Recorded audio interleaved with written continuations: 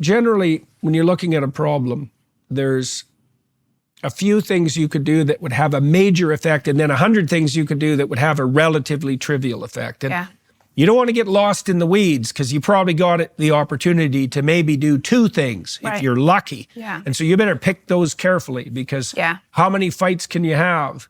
And so if you were, and I imagine you will, if you were talking to Bhattacharya, that's on the research side. If you were talking to Mehmet Oz, if you were talking to RFK, what do you want to see? And how would you justify that? Yeah, I think the first thing, so if this is my wish list, and this is very aspirational, I don't know if this is possible, but this is my wish list.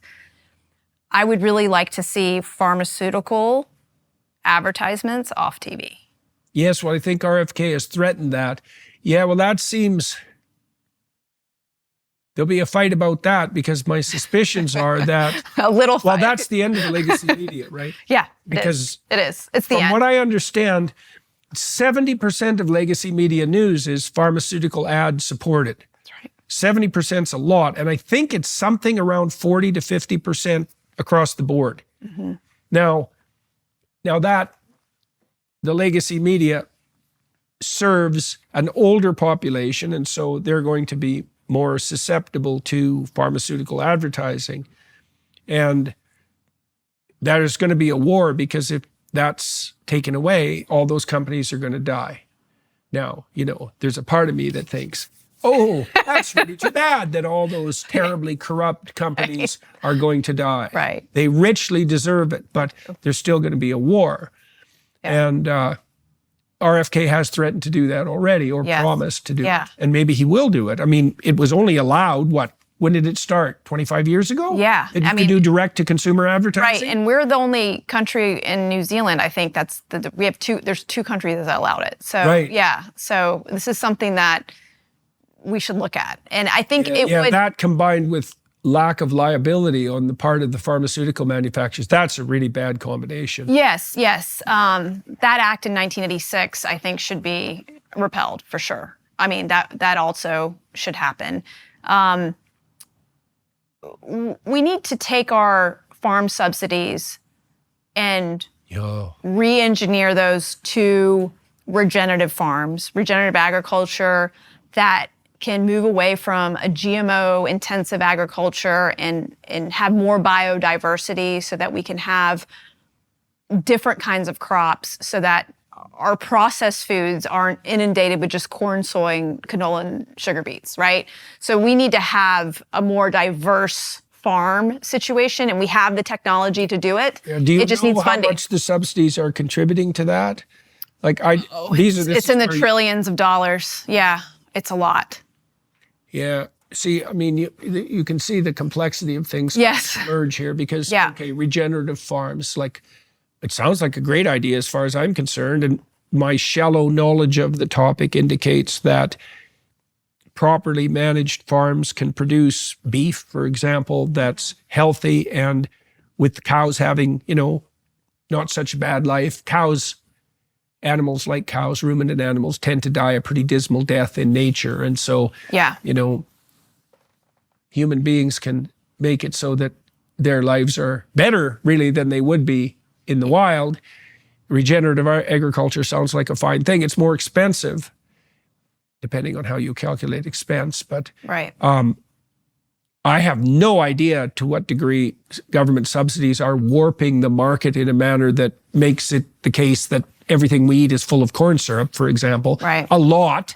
But I don't, it would take me a year to figure that out, right? Just that problem. Just that problem. And then to dare to intervene in a manner that wouldn't make it worse. And I'm not sure the Secretary of Agriculture, I don't know her stance on this. And so she's going to have a pivotal role in this as well. So that's going to be an unknown.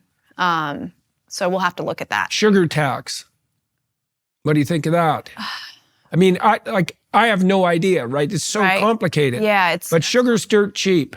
And that strikes me as a problem. Yeah. Now, God only knows what would happen if you made sugar expensive, because my suspicions are the corporations would just find chemicals that mimic sugar, although that's hard. You know, here's my idea of sugar. Like, if you were to take a bowl of sugar, okay, and then you compare that to some Oreos, and you put a child in front of it, what are they gonna eat more of? Right. They're not going to eat more of the just plain sugar. No. Because the Oreos have been engineered from a flavoring standpoint to be delicious. See, I don't understand. And more addictive. I've always hated Oreos. Oh, well, Like, I know. I picked a bad... But I get I'm not an Oreo fan either. No, but it's still the case that you're right. The sugar, so they're not wouldn't eat the sugar. They wouldn't eat the sugar, right? So when it comes to a sugar tax, I don't know if that's solving the problem. I still think that we have to look at the engineering of food and how it's taking over our taste buds and our brains and made to be addictive, and figuring out how the food companies can still make their food delicious and tasty, but not addictive, right? We've got to unlock that somehow. And I think right again there. That's a terribly complicated problem. Yeah, but I don't know if the government's going to be able to solve that. I think maybe these outside lawsuits will solve it faster.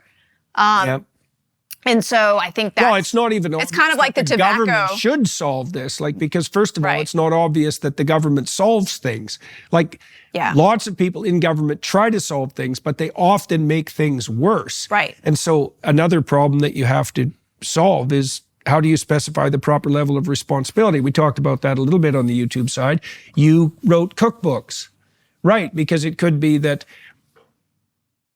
a huge part of the solution might be communication to the public about what should be eaten, right, to mothers directly, rather than going after the food companies. Yeah. I mean, I think about, Michelle Obama's Let's Move campaign. Well, she was co-opted by the food industry. She wanted to go after the food industry first, in the sugar and the food, but they said, no, let's make it about moving more, because they wanted to take the emphasis off of them. Yeah. And you have so a lot to wear off all that sugar. You do. Yes, you do. a lot. And so wouldn't it be nice to have some kind of campaign in the government that would get the truth out about real food and about eliminating processed foods, and having the truth about ultra-processed foods be talked about in a way that would inspire America to say, you know what, I'm going to eat less packaged food. I'm going to eat more real food. That's kind of what we need at that national level. And I think the government would be really great to do that, because they can get the right people involved. I mean, they would just need someone like a Jamie Oliver or Michael Pollan. Let's talk about Michael Pollan. This is Twilight Zone material where I can't even believe what happened.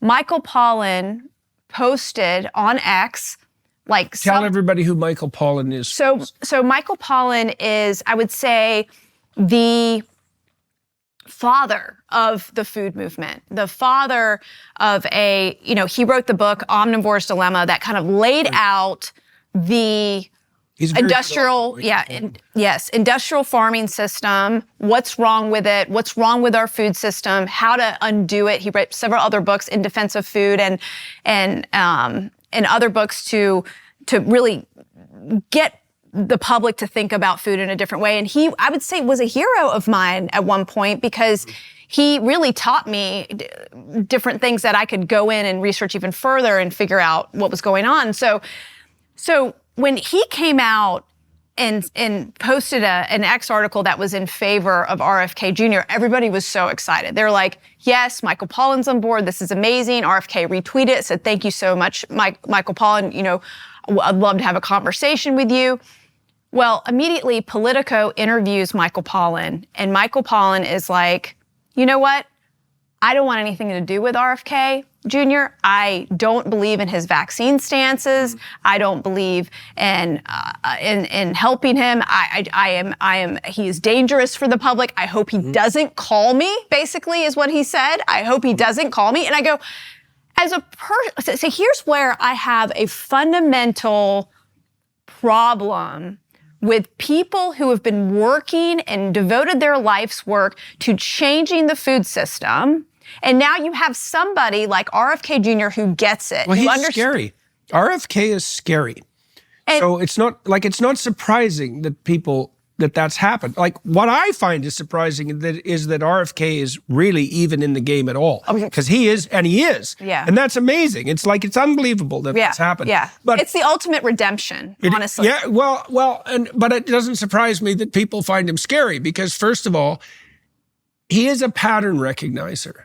And the thing about pattern recognizers is that they can easily devolve into conspiratorial thinkers. And drawing the line between those two is very, very hard, especially when you're talking about the malfeasance of extremely large organizations. And so many of the things that were touted as conspiratorial over the last 10 years have turned out to be true, but it's still terrifying. And RFK is definitely a figure on the edge like that, right? And so the problem with RFK for people is that, you said, for example, that when you were a kid, and this was also the case for your family, you had kind of a blanket trust in, let's say, the system. Now, I remember when I was a kid sitting downstairs in my basement in northern Alberta watching Walt Disney was, if I remember correctly, it was supported by Kraft. And at that time, Kraft had these advertisements that had this avuncular man, these happy families preparing their Kraft food, and this avuncular voice that was very warm and inviting, and it was all like, welcome to the banquet, right? And someone like RFK comes along and says, pretty much everything you think is wrong.